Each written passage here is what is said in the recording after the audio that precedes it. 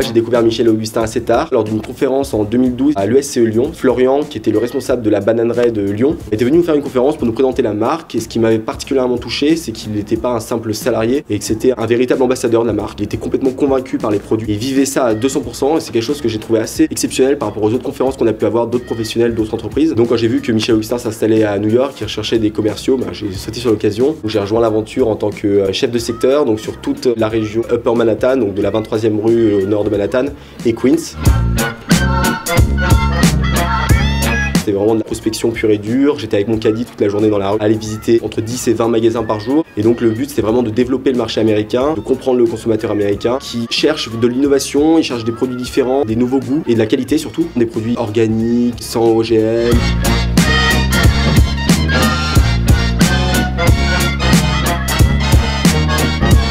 Vivre à New York, moi je le recommande à tout le monde. C'est une ville qui déborde d'énergie. Il se passe des choses en permanence, des événements incroyables, des early adopters, des gens qui vont tout inventer finalement. Toutes les idées viennent de New York. C'est une culture qui est assez différente. Tout est amazing pour les Américains.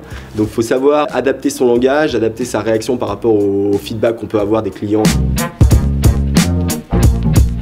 La dernière semaine de mon stage, on a reçu un appel à Bananerie de New York de l'assistante d'un des PDG de Starbucks à Seattle qui nous a demandé d'envoyer des échantillons. Augustin s'est dit plutôt qu'envoyer une boîte pleine de cookies, on va envoyer directement Charlotte et Hassan qui sont deux membres de la communication avec une caméra et on va filmer l'aventure. Ils vont amener en main propre à Howard Schultz, le PDG de Starbucks, une boîte de cookies et pour leur faire découvrir l'aventure Michel Augustin. Ils ont créé un hashtag sur Facebook qui s'appelle Allez Howard un café. Ils ont demandé aux gens de se prendre en photo avec une tasse de café avec le hashtag et c'est devenu quelque chose de complètement viral et en 2 jours il y a des milliers de personnes qui ont envoyé leurs photos. Et quand ils sont arrivés à Seattle, Howard Schultz a reçu Charlotte Hassan et grâce à cet engouement des gens, Michel Augustin est lancé dans 25 Starbucks à New York 2 jours après. En partant de rien, on peut arriver à des choses extraordinaires et je pense que c'est surtout cette idée du succès qu'il faut retenir au-delà de toute l'image décalée qu'on peut avoir de l'entreprise et tout ce qu'on voit sur les réseaux sociaux. Ils réussissent à faire ça, c'est parce qu'ils ont un message simple, honnête et je pense que c'est surtout ce qu'il faut retenir et ce que les étudiants de l'ESCE, les étudiants d'école de commerce ou même de tous les horizons devraient retenir d'une success story comme celle-là.